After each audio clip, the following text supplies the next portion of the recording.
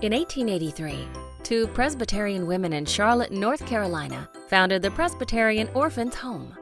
As needs grew and space did not, the Presbyterian Synod purchased acreage from the home at the site of the legendary Healing Barium Springs. The home moved to the new location and became Barium Springs Home for Children. In 1914, almost 100 miles away in the small mountain community of Banner Elk, North Carolina, Presbyterian minister Edgar Tufts was working diligently with his local church to establish a home for orphans in the rugged mountain areas, and Grandfather Home for Children was born. Both of these historic agencies functioned primarily as orphanages until the mid-1900s. Children coming to these homes were mostly orphans, who would stay for long periods of time. Many came as infants and stayed until graduation from high school or college. Both homes were self-sustaining farms where the children learned trade skills and assisted with daily chores. In the 1950s, the need for orphanages decreased, partially due to peacetime and advances in medical technology. Instead, children needing care had one or both parents still living, but suffered from abuse and neglect.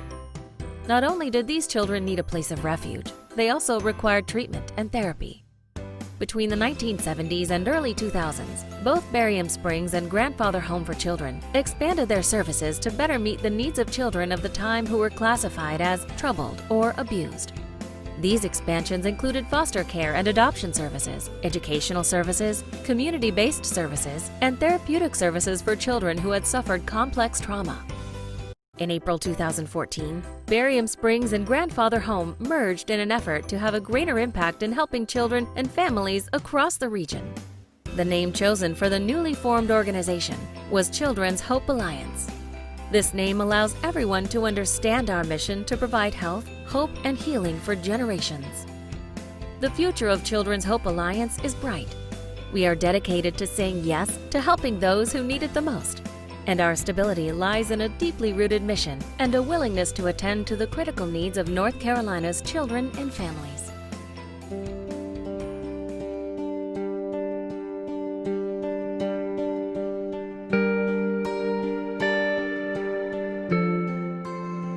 Many children come to us in crisis, abused or neglected. Others are grieving parents. Still others come to us with a long record of trouble in school. Families come to us stressed and struggling. No matter why children and families are in our care, they all need our help. And how do we help them? We give them hope for a better future and a safe forever home through our residential foster care and adoption programs. We give them a healthy start through our education and prevention programs. We help them begin their journey toward healing through professional counseling and therapy, family coaching, and lifelong coping skills. We are known as the agency that says yes when other agencies say no to children in dire need of specialized care. Our Level 4 care is a psychiatric residential treatment facility, also known as a PRTF. Youth at this level need around-the-clock care from our staff and are generally at risk of hurting themselves or others. Thousands of children in North Carolina enter the foster care system each year and range in age from infants to 18 years old. Many have been victims of physical or sexual abuse. All children who are in foster care require special care, support, and nurturing. When you join the foster care team at Children's Hope Alliance, you become part of a family who supports each other and children in a phenomenal way. All foster parents enrolled in our program receive 40 hours of free training before a child is ever placed in their home. Once training is complete, foster parents receive 24-hour support from our foster care staff. Children's Hope Alliance adoption specialists facilitate adoptions and offer post-adoption support services for individuals and families willing to offer a forever home to a child in need.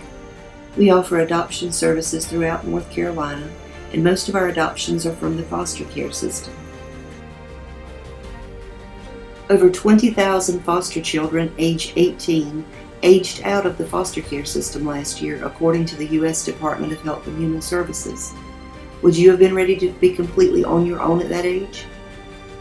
We offer these kids a chance to learn how to live on their own in our Stand By Me independent living program.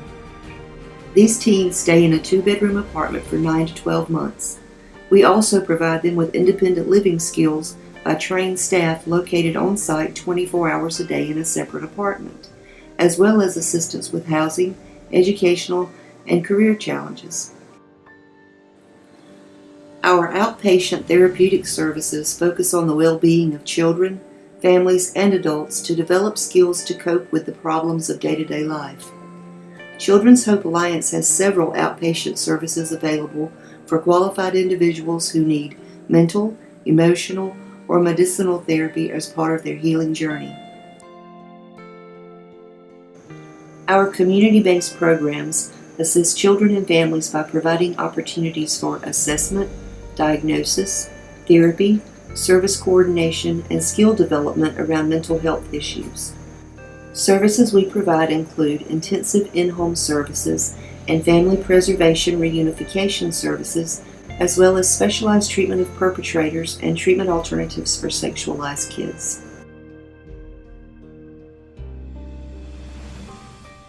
Currently, 90% of what we do is respond to trauma, and 10% of our time is spent preventing trauma. Our goal is to flip that triangle upside down. We need to totally eradicate the problems plaguing children and families and fix the abuse issue before it happens in the first place. 1 in 7 victims of domestic violence is a child. Children who come from abusive home environments are 30% more likely to later abuse their own kids and are 60% more likely to get arrested as an adult. We need to break the cycle. We are working on a strategic plan to focus on a journey of transformation. We hope to address social determinants like poverty, housing, and food insecurity, and interpersonal violence. Children and families cannot engage in treatment if they are hungry, cold, unsafe, and fighting.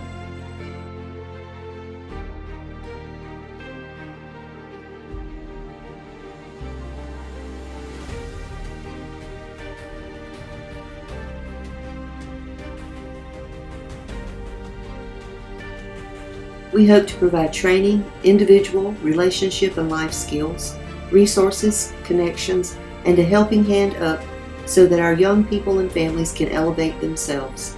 Our goal for childhood trauma to be eradicated because the whole family is healthy.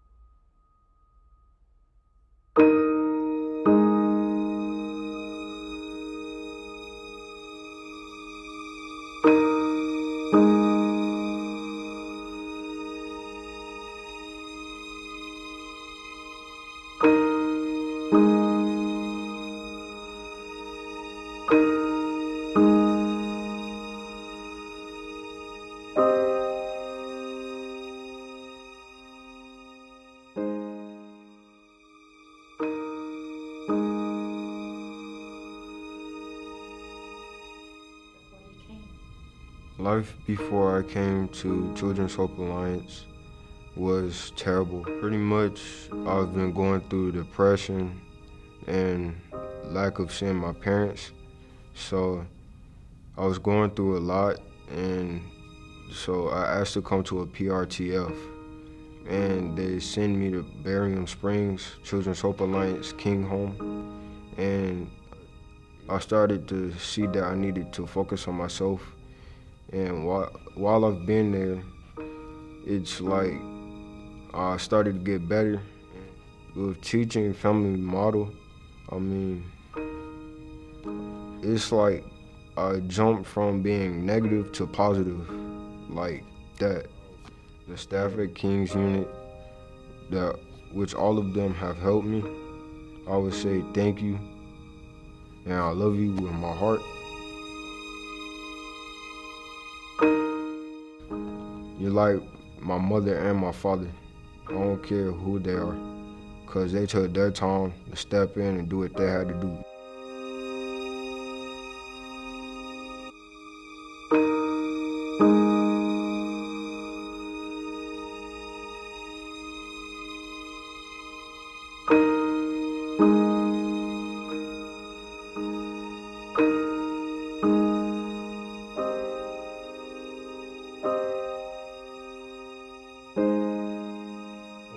presented with Daxton, we were even told, like, are you sure, like, you want to take him? I mean, that was kind of our thing, because he was a handful, and we had never been parents before, and we were new to foster care, and they're like, are you sure you want to take this child?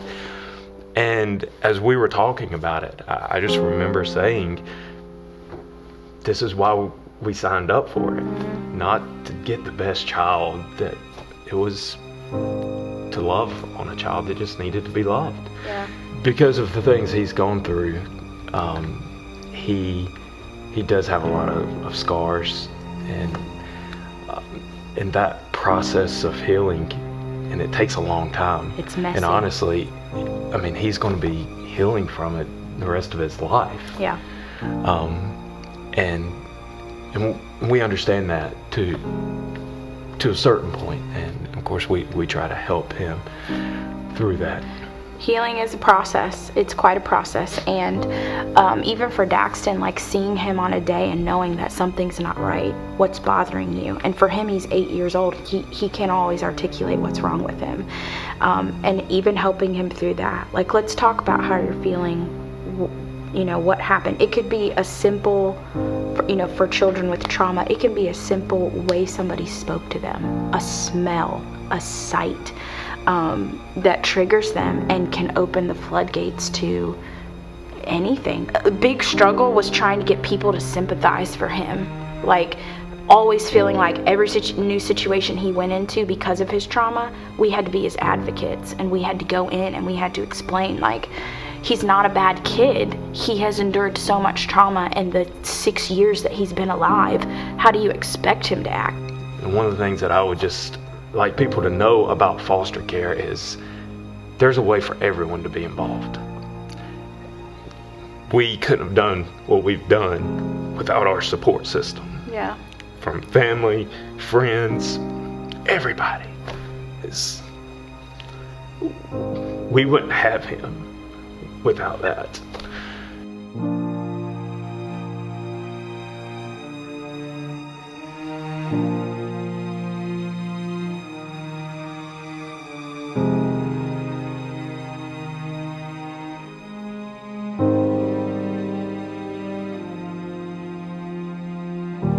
My grandchildren were suffering horribly before I gained custody of them.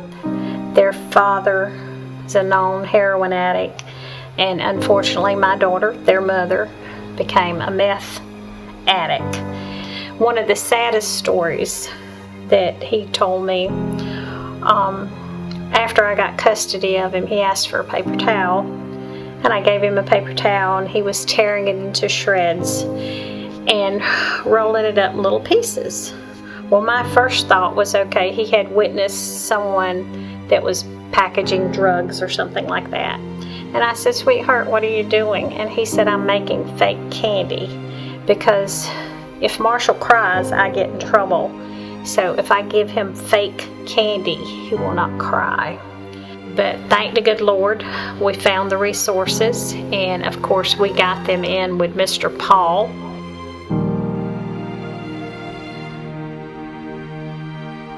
Alex had a number of very disruptive behaviors when I first started work with him. Biggest was probably his habit of running away whenever he got scared, frightened, or we call it a trauma trigger. It's basically an event. Could be the smell of perfume, could be the sight of someone who reminds you of someone. It could be anything that kind of sparks up that memory. And I know it's a broad term, but trauma is a complex thing. And it's very different for each person who experiences it. One thing they said to me when I would go to put them in the bathtub, they would fight me, they would bite me, they would pull my hair, they'd scream. And say, why don't you just wipe us off with a wipey like Mama used to? They didn't know what 3 meals a day were with snacks. For the first year, Alex would get up every night and sneak in the kitchen and want to look in the trash can, because that was where he was accustomed to finding food. Within 6 months of being with Paul, They started talking. They started interacting. They started telling me what was wrong with them, whereas before they were, I guess, afraid of me. They didn't know what was going to happen. And Alex just had a major breakthrough last week. We were doing his homework, and he had this look on his face, and I said, "Is there something you want to talk about, sweetheart?" For the first time, he talked to me about his mom and dad. In his therapy, he has realized how things are supposed to be in comparison to what they were. And it's just phenomenal. I mean, I can't say enough about Mr. Powell at how much he has helped them. My goal in my life, the rest of my life right now, is to make sure that these kids know who God is and know right from wrong, and know that they didn't do anything wrong. They didn't do anything to deserve what happened to them.